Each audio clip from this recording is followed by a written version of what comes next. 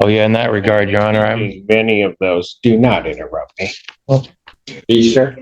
Yes, sir. In anticipation about what I'm going to go through right now,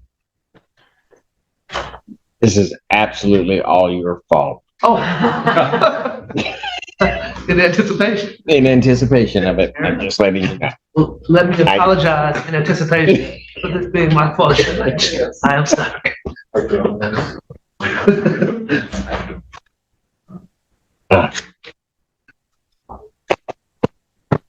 Court does call the case of the People versus Daniel Magoo.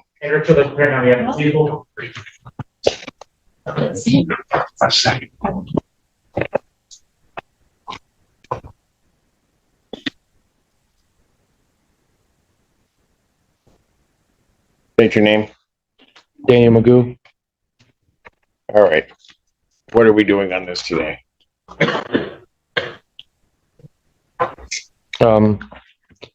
Your Honor, I have in regards to case number 25F4-523, I have a couple things I'd like to point out about a couple of the matters here today. Am I? In regards to count 3, MCL 750197, lawfully detained or imprisoned in jail or confinement. Judging by the definition of the statute itself, Your Honor, it compels us to conclude that one has to be lawfully imprisoned or in jail. Jail being a facility operated by a local unit of government for detention of persons charged.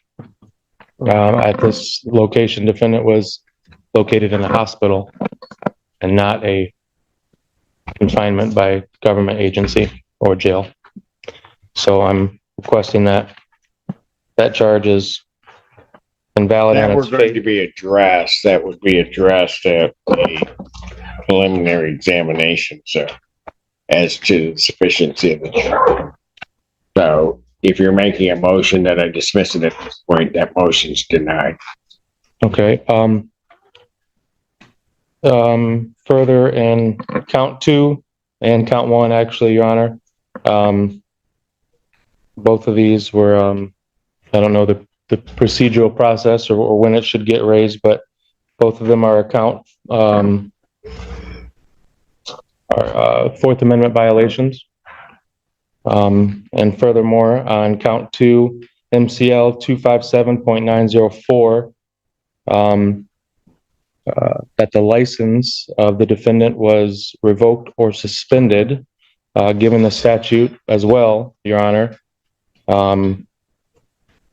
That would require the prosecutor to prove that the license was revoked or suspended at the time of the arrest, and that defendant was notified, and that the defendant operated a vehicle on a highway or roadway. I challenged the prosecutor to prove all 3. Sir, Yes, you sir. wish to have a preliminary examination in this? I'm making sure we're prepared for it, but yes. What'd you say? Making sure we're prepared for it, but yes, I am. What are the other options? I'm requesting that all the charges are dismissed, a motion for all dismissal on all these charges. They're not going to be dismissed. No, okay. So if you want a preliminary examination and make your arguments, then it might be that they would be dismissed at that point, but they're not going to be dismissed on an oral motion before this. Okay, Ms. Lomby has let me know that all paper discovery has been sent to Mr. Magoo in jail. There are USB drives with video. A number of agencies were involved in the Michigan State Police case, so they responded to assist. I believe she has obtained all of those videos, and those will be sent interdepartmental to jail staff to serve on Mr. Magoo, and I expect those to be in the interdepartmental mail tomorrow. Got it. Okay, so we're not ready. He hasn't gotten the video. He has all paper discovery, but he does not have all video discovery. I expect that'll happen. So I'm not sure. So, Mr. Magoo, are you going to have an objection to an adjournment so that you can see all of the discovery that they have prior to setting this for preliminary examination? Your Honor, I didn't know what hearing I was prepared for today. I was preparing to cross-examine the officers today, with or without the video evidence. So, given that, that's not the case and the officers are not here, The hearing begins with Daniel, MCU, attempting to challenge several charges against him. He argues that the charge related to unlawful escape from custody is invalid because he was at a hospital rather than a jail or government detention facility. He also challenges other charges, including driving with a suspended license, claiming the prosecution must prove all required elements. The judge explains that these arguments are matters for a preliminary examination and refuses to dismiss any charges based on Daniel's oral requests during this hearing. I would like a speedy trial. I would like to invoke my right to a All right. speedy So trial. you want your preliminary examination. Those are coming down to the jail to him. I expect that you would have them early next week, so if the court follows its normal setting for preliminary examination, I would expect I would set it for the 19th and to then have them as well. he'd have them well in advance, and I guess I'll do it that way. Prior to setting the preliminary examination as being a critical process, a couple of things that the court wants to do. Mr. Magoo, starting in case ending in 0979. Mr. Magoo, you are before the court on a felony complaint that alleges 5 different counts, excuse me, fleeing and eluding 4th degree, which is a felony punishable by up to 2 incarceration, $2,000 fine plus court costs. Count 2 is operating an unregistered vehicle, which is a misdemeanor, punishable by up to 90 days. Operating without security, which is a misdemeanor, punishable with not more than 1 year or less than a $200 nor more than $500 fine plus court costs. Count 4, operating while license suspended, denied, and or revoked. That is a misdemeanor, punishable by up to 93 days. $500 fine plus court costs, and your vehicle would be subject to mobilization. Count 5 is refusal to obey a lawful traffic order of a police officer. That's a misdemeanor, punishable by up to 90 days, $100 fine plus court costs. Those events are alleged to have occurred on July 3rd, 2025. I-94 near Parker Road in Scioto Township. That is on the one case. On the other case, which is a 3-count complaint, that 3-count complaint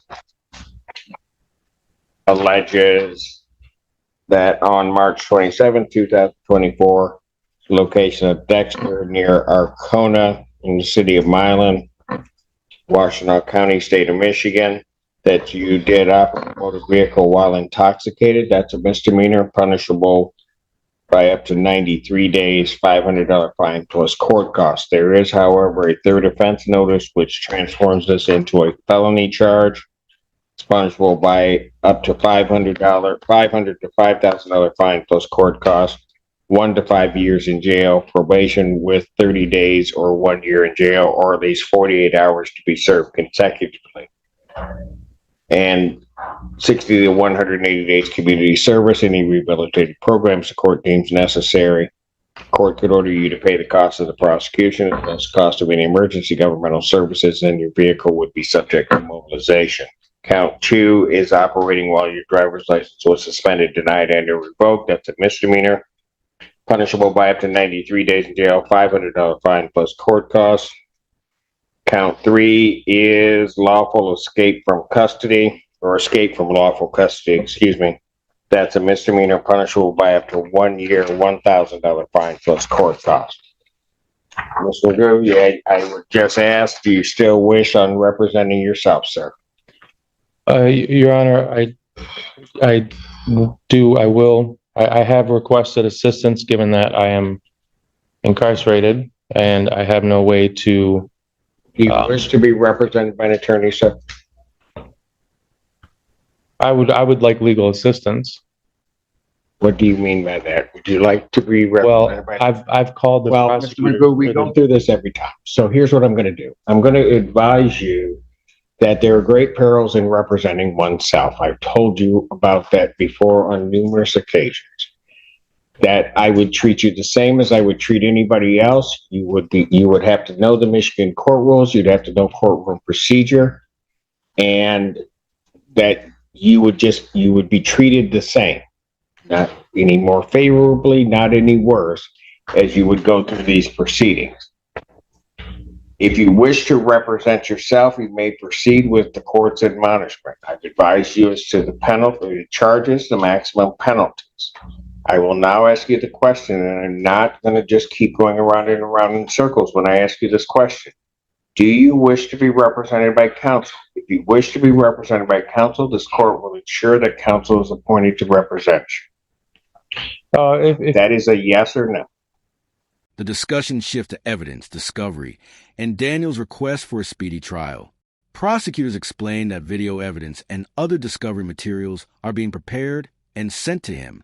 Daniel says he was prepared to question officers that day and requests a speedy trial.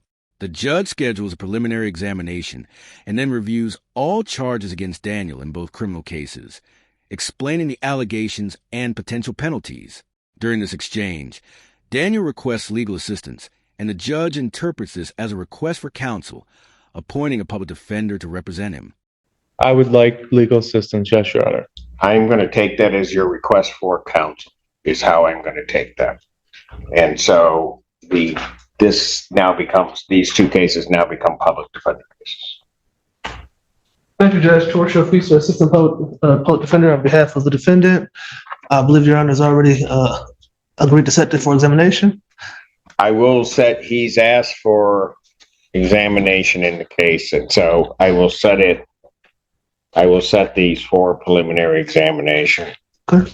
Well, Your Honor, I would ask, given that one of these cases, in regards to the March 27, 2024 case, there is an undue delay. It's been over, I think, 390 some days since the warrant was requested, and this triggers due process violations under U.S. versus Lavasco, People versus Bassard, People versus Rosengreen, and procedural unfairness, Sixth Amendment violations. And I do request that the prosecutor provide provide information in regards to the three-pronged test under People versus Hernandez. One of them, first test being the explanation for the undue delay for 390 some days. The second part of that test being to prove that the delay was not deliberate. And then the third part of the delay or the prong test is to make sure that there was no undue burden on or prejudice on the defendant.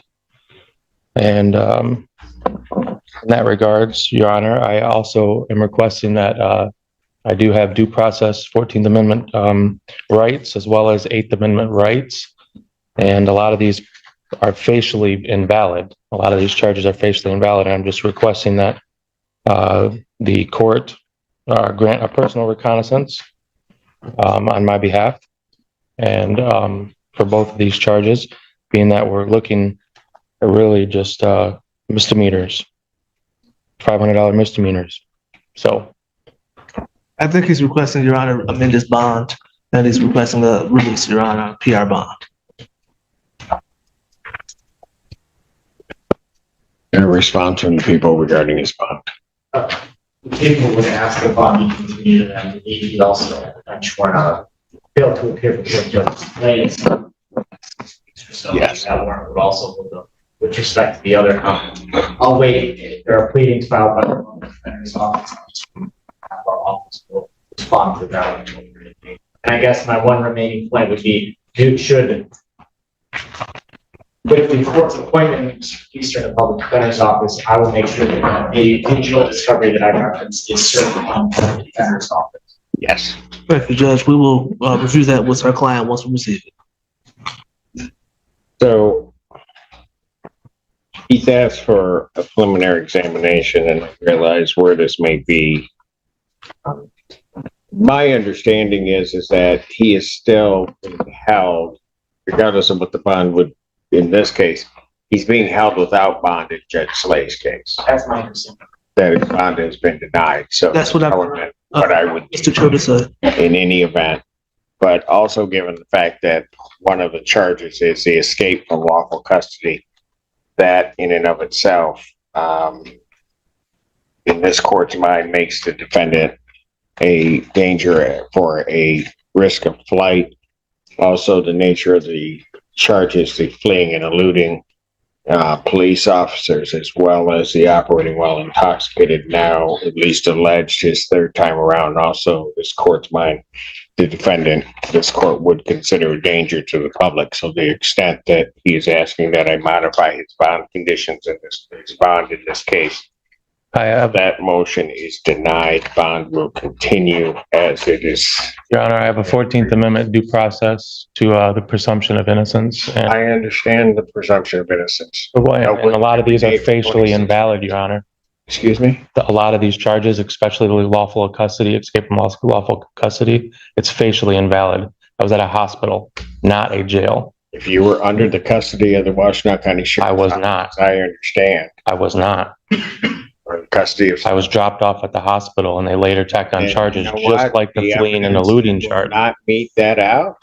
And that if that's true, and the people can't sustain that element, then the charge will be dismissed. But I'm not dismissing it upon your representation today. Thank you very much, Judge. Preliminary examination in this matter will be set August 19th, 2025, 12 noon. That is before me. Daniel argues that one of his cases has been delayed for more than a year and claims the delay violates his constitutional rights. He also requests release on a personal recognizance bond and argues that several charges are facially invalid. The judge denies the bond request, citing the nature of the charges, alleged flight risk, and public safety concerns. Later, the judge addresses civil complaints Daniel filed against him and other officials, stating that he considers them frivolous and will not recuse himself from the case. Daniel then requests a change of venue due to concerns about bias, but the judge denies the request and schedules a preliminary examination for August 19th, 2025. On that date, for both of these cases, I will apprise the parties also that one of the, I will call it one of the activities, and I think it is a maneuver to have the court do something that it normally would not do. The defendant has elected, and I will disclose it, to file a civil claim as against me and a slew of other parties. Oh yeah, in that regard, Your Honor, Many of those, do not interrupt me. Including many that I don't even know the connection. Court has, this judge, upon receiving this, two things. I read through the complaint to determine whether or not it would on its face create a conflict with court. I consider it, quite frankly, to be frivolous. The complaint itself, do not see that as a necessity for me to recuse myself from this gentleman's proceedings, because I think that's precisely what he wants to have happen, and that is attempting to manipulate the system. He will be dealt with by me as I deal with any other defendant, and so that is there. It has been turned over to the Office of General Counsel for the Washtenaw County. They will deal with, for me, and as well as the others that I see that are listed there, they will deal with that. They have also filed, it appears, and again, this is all part of his, what I will call shenanigans to shape this. He has filed against people, individuals without specific reference in the Washtenaw County Prosecutor's Office. I don't, as I view what I read, would not consider that any jeopardy upon their objectivity in handling this case. So Because I'm aware that such note or such filings were being received by our office maybe yesterday. At this point, we continue to proceed with this case until I hear otherwise from the elected prosecutor. Can I speak on that note, Your Honor? I will let you talk, but I'm not going to let you go on in some diatribe. I've got other things to do. I've stood on my rights and I've stood on my beliefs this whole entire time, especially in the previous case, Your Honor. That complaint is well pleaded. It does affect multiple parties of this jurisdiction. Washtenaw County is a named party, and I do believe that my impartiality and bias will be affected here as it was in the past before this complaint. And I do request a change of venue on that note for both these matters. If you wish to raise change of venue, you may file that in writing, but to the extent you are raising no motion for change of venue, denied. Thank you very much, Judge. Bond will continue. Thank you. Somebody be able to continue. Appreciate